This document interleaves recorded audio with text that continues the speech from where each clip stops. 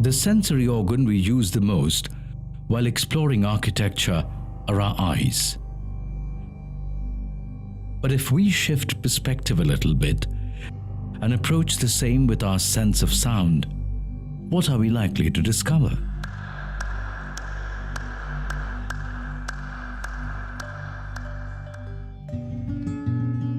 In this episode of Building Blocks of Bharat, we are going to explore how buildings sound, not how they look. Our travels today will take us to the stone caves of Ellora, the musical pillars of the temples at Hampi, the astonishing Golconda Fort in Hyderabad, and the magical hall in the Bada Imambara in Lucknow. Get your headphones ready as we see how developed the science of acoustics was in ancient India.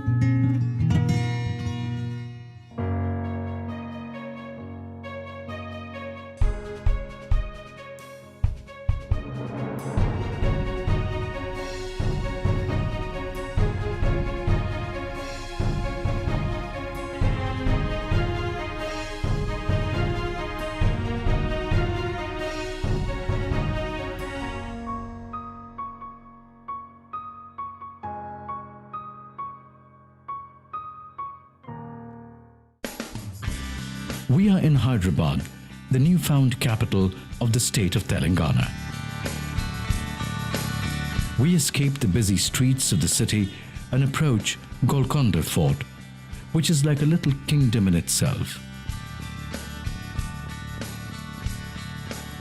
Golconda, as the sign just inside the main gate of the fort informs us, is derived from the Telugu Golconda, which means Shepherd's Hill. Considered one of the largest forts in the Deccan Plateau, it stands on a 122-meter high hill with 3 lines of massive fortification. It has 8 imposing gateways and it's buttressed with 87 bastions rising to a height of 15 to 18 meters. Each of these bastions was surmounted by cannons, rendering the fort almost impregnable.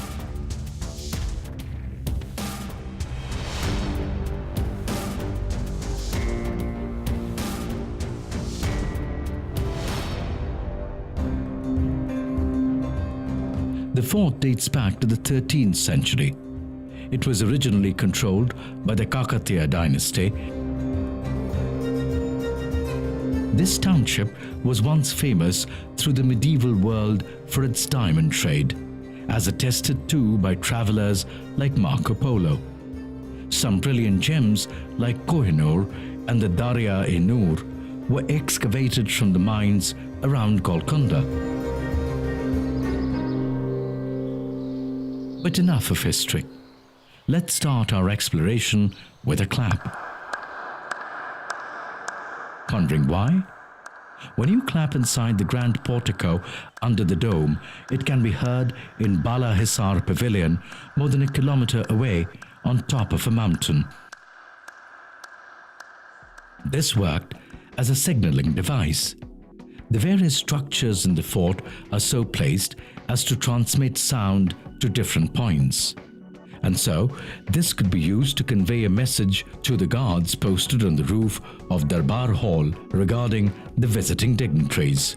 Codes were used. 1 clap for a friend, 2 for a foe, in which case the gates along the outer walls would be shut at once. 3 for an honored guest, and so on.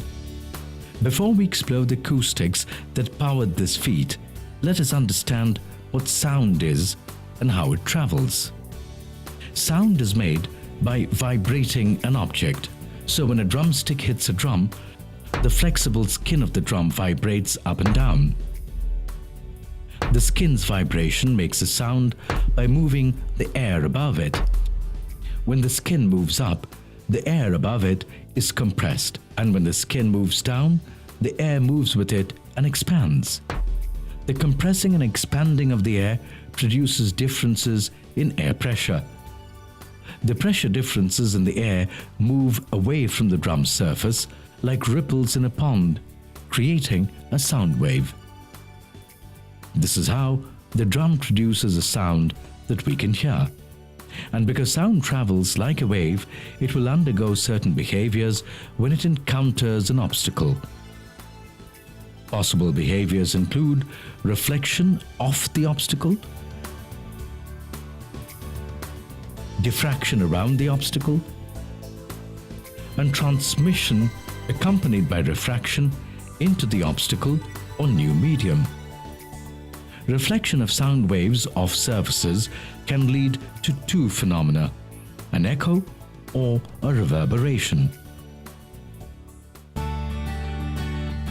But before we head there, let us study how echoes work. Say you're standing at the edge of a canyon. Hello? And you shout. When you shout, you produce a sound wave that travels across the canyon. The rock face on the opposite side of the canyon deflects the air pressure energy of the sound wave so that it begins moving in the opposite direction, heading back to you. If the canyon wall is roughly more than 17 meters away from where you are standing, then the sound wave will take more than 0.1 seconds to reflect and return to you. Since the perception of a sound usually endures in the memory for only 0.1 seconds, there'll be a small time delay between the perception of the original sound and the perception of the reflected sound. Thus we call the perception of the reflected sound wave an echo. Let us look at in a graph. Hello? The blue wave signifies original sound, and on the bottom of the graph we show time delay taken by sound to reach you. This is usually in milliseconds. Hello? Hello? Hello? Now in an echo, the reflection of original sound is separated by larger delay times. In this case, the reflection of sound is in yellow color. A reverberation is quite different than an echo. A reverberation is perceived when the reflected sound wave reaches your ear in less than 0.1 second after the original sound wave. Since the original sound wave is still held in memory, Hello? there is no time delay between the perception of the reflected sound wave and the original sound wave. Hello? In this graph, we see that the reflected sound is reaching us with smaller delays. The two sound waves, that is the original waves and the reflected waves, tend to combine as one very prolonged sound wave, which is reverberation.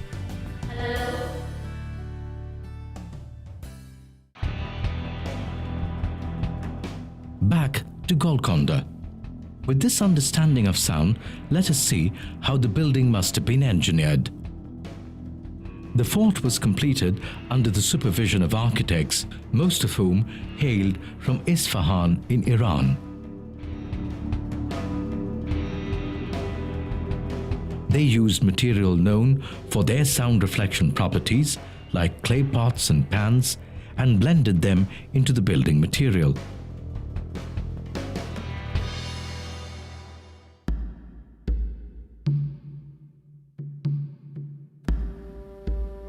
The next thing they used was compression and amplification.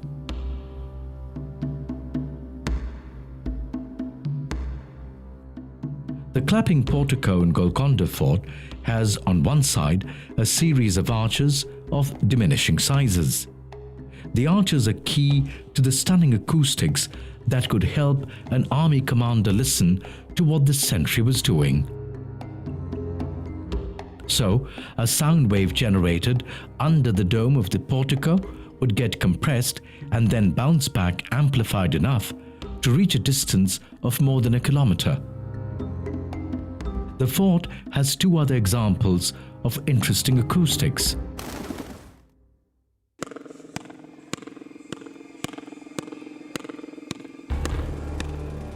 One is the execution hall, which stands below a high balcony. It was from here that the Sultan is believed to have sat and passed judgment.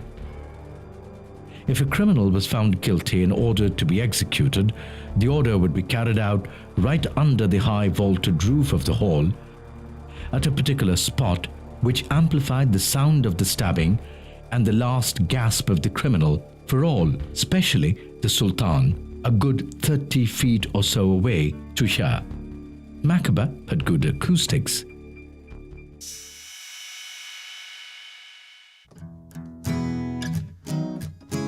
The other interesting feature is the Hall of Whispers. This room was used by the royal ladies to entertain guests.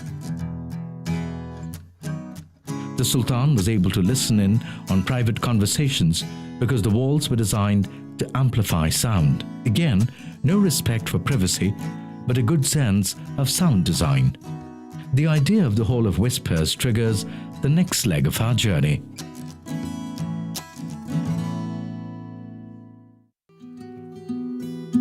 With this background, let us continue on our journey that brings us to the legendary city of Nawabs, Lucknow. We drive through the fascinating streets of this city, arriving finally at the enormous Bada Imambara. A bit about the Imambara first. The complex dates back to the year 1784 AD and was founded by the then Nawab of Awadh, Asaf-ud-Dawla. It is said, hired two groups of workers. One would build during the day, the other would dismantle during the night, thus increasing the scope of work.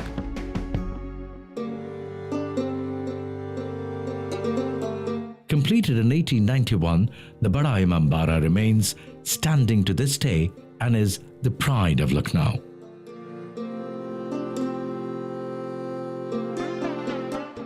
The Bada Imambara reflects an amalgamation of Rajput and Mughal architectures with strong Gothic influences. The Imambara complex comprises of a great hall situated at the end of an impressive courtyard. The courtyard is reached through two magnificent triple-arched gateways and is approximately 49.4 meters in length and 16.2 meters in width. The largest hall in Asia without any external support of wood, iron or stone beams, the hall has a ceiling that is more than 15 meters high. The roof of the hall is said to be 4.8 meters thick, with a weight of nearly 20,000 tons. People marvel at this roof, which has been built without girders or beams to uphold it. The same roof covers 3 halls in all: the Persian Hall, the China Hall, and the Indian Hall.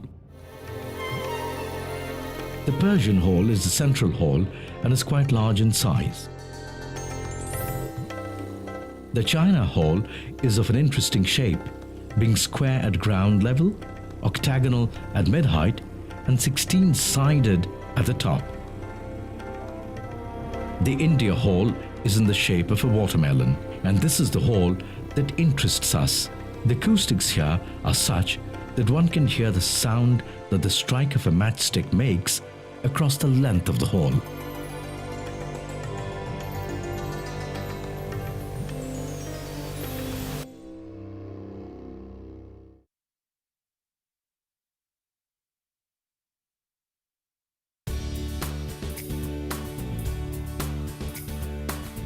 Next on our agenda, the amazing dome-shaped mausoleum in Bijapur, Karnataka, known as the Gol Gumbad, which quite aptly means circular dome. And quite a dome it is. While some historians believe that this is the second largest dome in the world, others deem it to be the biggest in Asia. The dome is flanked by 4 tall minarets. These have a series of steps which open out into a circular balcony known as Whispering Gallery. Here, even the softest sound can be heard on the other side of the mausoleum due to the acoustics of the space. If you clap, it echoes over 10 times. It is believed that the Sultan Ibrahim Adil Shah and his queen used to get their musicians to play in the Whispering Gallery so that the sound produced could reach every corner of the hall. So how does this work? It is the large circumference of the gallery and the dome that makes this work. A bit like the Bada Imambara we just saw, the sound waves hit the dome and the ceiling and reflect off the curved surfaces, coming to a focus at one or more locations in the room. Therefore, if you stand in the right place, you can overhear a very faint conversation, even if it is 7 to 9 meters away. The somewhat complicated physics of this phenomenon was first unraveled by the great British physicist Rod Raleigh in the context of a similar phenomenon noticed in London's famous St. Paul's Cathedral.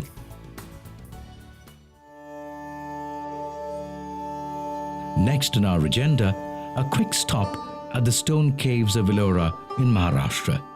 These basalt caves, dug out of the vertical face of the Charanandri hills, were built between 5th and the 10th centuries BCE. There are a mix of Buddhist, Brahminical and Jain cave temples and monasteries in this site. Our focus today is the Buddhist caves. These caves were mainly monasteries with tiny rooms, stone beds and meditation rooms. Some are more elaborate with art depicting the life of Buddha and his previous incarnations, bodhisattva and saints. This is cave number 10. It is a chaitya or prayer hall. The stone on the ceiling is carved to look like a wooden beam, and in the center is the stupa with a huge statue of Buddha. The cave also has wonderful acoustics. If we chant, the sound resonates throughout the hall.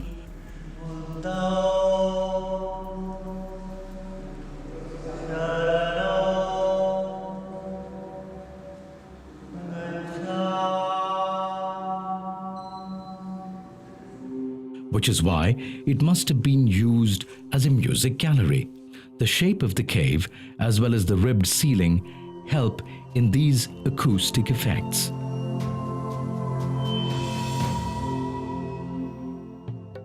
Our final stop takes us alongside the waters of the Tungabhadra in the state of Karnataka. The temples of Hampi are considered one of the most stunning architectural sites in the country. At the epicenter of the many attractions at Hampi is the Vithala temple. The temple was originally built in the 15th century CE.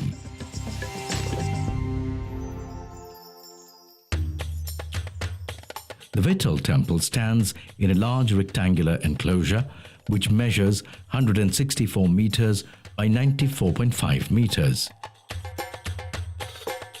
As you enter, the first impression is the meticulous geometric precision of the layout of the various structures within. The two key structures in this complex are a stunning stone chariot and an impressive pillared hall. The stone chariot that stands in the courtyard is the temple's showpiece and represents Vishnu's vehicle with an image of Garud within. Its wheels were once capable of turning. This has now become the symbol of Karnataka tourism.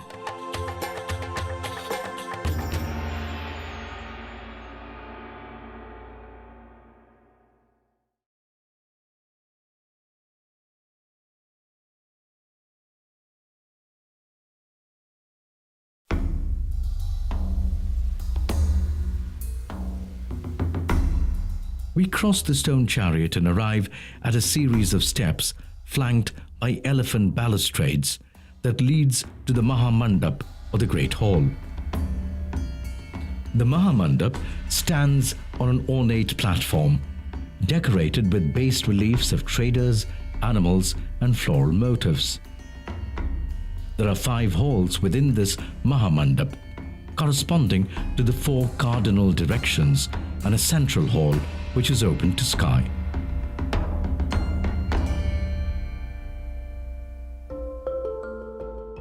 The highlight of the Mahamandap is its richly carved giant monolithic pillars.